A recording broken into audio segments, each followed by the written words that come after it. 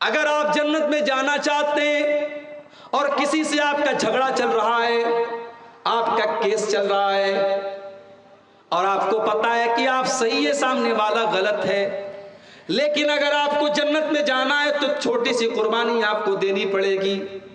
اپنے اہنکار کو قربان کرنا پڑے گا، اپنی ایگو کو قربان کرنا پڑے گا، اپنی انا کو قربان کرنا پڑے گا۔ اللہ کے نبی فرماتے ہیں انا زعیم ببیت فی الجنہ، میں جنت کی گارنٹی لیتا ہوں اس انسان کے لیے لمن ترک المیراء وان کان محقا، جو حق پر ہونے کے باوجود جھگڑے کو ختم کر دے، حق پر ہے، صحیح ہے، پھر بھی جھگڑے کو ختم کر دے، ایسے انسان کو میں جنت کی گارنٹی دیتا ہوں۔ یہ اللہ کے نبی نے فرمایا۔ میرے پیارے ساتھیوں، اگر اس حدیث پر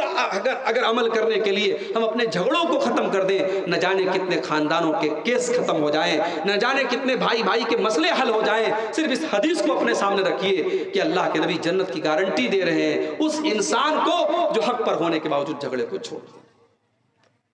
اور آگے بڑھیے، جنت میں لے کر کے جانے والی ایک اور چیز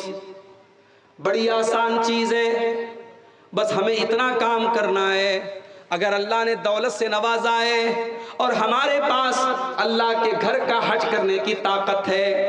اللہ کے گھر کا حج ہم کر سکتے ہیں، ہم پہلی فرصت میں حج کر لیں۔ انتظار نہ کریں ابھی تو مکان پورا نہیں ہوا، انتظار نہ کریں ابھی تو بیٹی کی شادی نہیں ہوئی، انتظار نہ کریں ابھی تو لڑکے کی شادی نہیں ہوئی۔ معاف کرنا میرے بھائی، لڑکے کی شادی، لڑکی کی شادی اور مکان کا بنوانا یہ حج کے لیے کوئی شرط نہیں ہے۔ اگر آج آپ کے پاس اتنی دولت ہے کہ آپ حج کر سکتے ہیں تو پہلی فرصت میں آپ حج کر لیجئے، اس سے پہلے کہ آپ بیمار ہو جائیں، اس کے پہلے کہ آپ کی دولت ختم ہو جائے، اس کے پہلے کہ آپ حج کا وہ کام نہ کر سکیں۔ بہت ساری مثالیں، بہت ساری مثالیں ہیں۔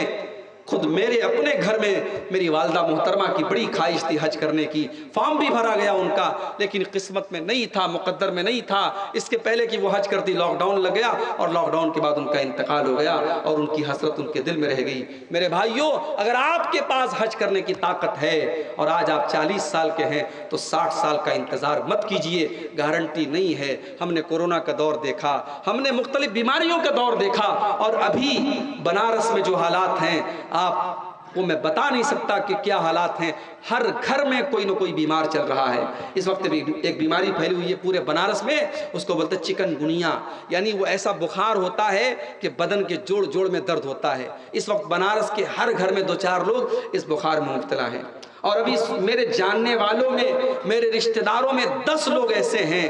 جو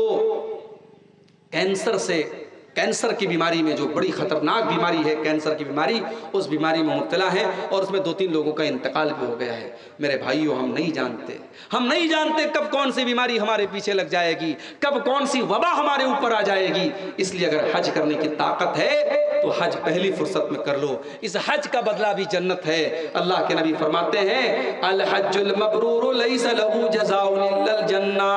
اگر کوئی انسان حج مبرور کرتا ہے، اگر نبی کے طریقے کے مطابق حج کرتا ہے، اس کا بدلہ جنت کے سوا کوئی اور نہیں ہے۔ اور ایک دوسری حدیث میں اللہ کے نبی فرماتے ہیں من حج فلم یرفث ولم یفسق، جو حج کر کے آتا ہے اور حج کے دوران کوئی غلط کام نہیں کرتا ہے، کوئی گناہ کا کام نہیں کرتا ہے، رجع کیوم ولدته امه، تو حج کر کے وہ ایسے لوٹتا ہے جیسے آج ہی اس کی ماں نے اس کو جنم دیا ہو، بالکل گناہوں سے پاک صاف ہو کر کے لوٹتا ہے۔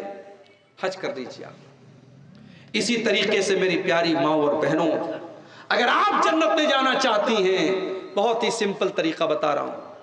ایک عورت اگر جنت میں جانا چاہتی ہے، بہت ہی سمپل طریقہ بتا رہا ہوں، صرف 4 کام ایک عورت کر لے جنت میں چلی جائے گی۔ اللہ کے نبی فرماتے ہیں اذا صلت المرأة خمسها وصامت شهرها واطاعت زوجها واحسنت فرجها، جو عورت 5 ٹائم کی نماز کی پابندی کرتی ہے، رمضان کا روزہ رکھتی ہے، اپنے شوہر کی خدمت اور اطاعت کرتی ہے، اور اپنی شرمگاہ کی حفاظت کرتی ہے، دخلت من ابواب الجنت الشاق، ایسی عورت جنت کے جس دروازے سے چاہے وہ جنت میں جا سکتی ہے۔ 4 کام صرف ایک عورت کر لے، جنت کی گارنٹی اللہ کے نبی دے رہے ہیں، جنت کے جس دروازے سے وہ چاہے جنت میں جا سکتی ہے۔ اسی طریقے سے میرے پیارے ساتھیوں، اگر آپ جنت میں جانا چاہتے ہیں، کبھی رات میں بیٹھ کر کے، کبھی تنہائی میں بیٹھ کر کے، جب کوئی دیکھنے والا نہ ہو، کوئی کیمرہ نہ لگا ہو، کوئی آڈیو ریکارڈنگ نہ کر رہا ہو، کوئی ویڈیو نہ بنا رہا ہو، رات کا اندھیرا ہو، آپ ہیں اور آپ کا کمرہ ہے اور آپ کے گناہوں کی سیاہی ہے، اللہ کی بارگاہ میں اپنے ہاتھ پھیلائیے اور اپنے گناہوں کو یاد کر کے اللہ سے معافی مانگیے۔ وہ جو قطرے آپ کی آنکھوں سے نکلیں گے میرے پیارے ساتھیوں، اللہ کے نبی فرماتے ہیں عینان لا تمسہم النار، دو آنکھیں ایسی ہیں جو کبھی جہنم میں نہیں جائیں گی، عین بکت من خشیت اللہ، ایک وہ آنکھ جو اللہ کے خوف سے روتی ہے، جس سے آنسو نکلتے اللہ کے خوف سے، وہ آنکھ کبھی جہنم میں نہیں جائے گی۔ اور ایک وہ آنکھ، وہ عین باتت تحرس فی سبیل اللہ، اللہ کے راستے میں چوکیداری کر رہی ہے، سرحدوں کی حفاظت کر رہی ہے، اس آنکھ والے کو بھی اللہ تعالیٰ جہنم میں نہیں ڈالے گا۔ دو آنکھوں کو اللہ تعالیٰ جہنم میں نہیں ڈالے گا۔ اگر ہم اور آپ جنت میں جانا چاہتے ہیں، اپنی آنکھوں کو کبھی اللہ کے خوف سے اپنی آنکھوں میں ہم آنسو بھی لے آئیں میرے بھائیوں، وہ آنسو جو اللہ کے لیے بہیں گے، وہ آنسو بھی ہمیں جنت میں لے کر کے انشاءاللہ جائیں گے۔ اور اسی طریقے سے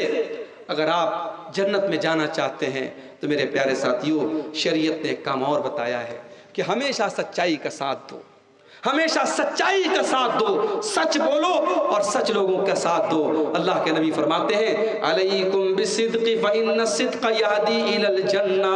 اے میری امت کے لوگوں ہمیشہ سچائی کا ساتھ دو، کیونکہ سچائی جنت کی طرف لے کر کے جاتی ہے۔ وإیاکم والکذب، اور جھوٹ سے ہمیشہ بچو، فإن الکذب یہدی الی النار، کیونکہ جھوٹ آپ کو جہنم کی طرف لے کر کے جاتا ہے۔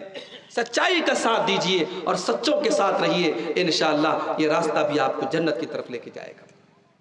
اسی طریقے سے میرے پیارے ساتھیوں، جنت میں لے کر کے جانے والا ایک اور عمل ہمیں قرآن و سنت کے اندر بتایا گیا۔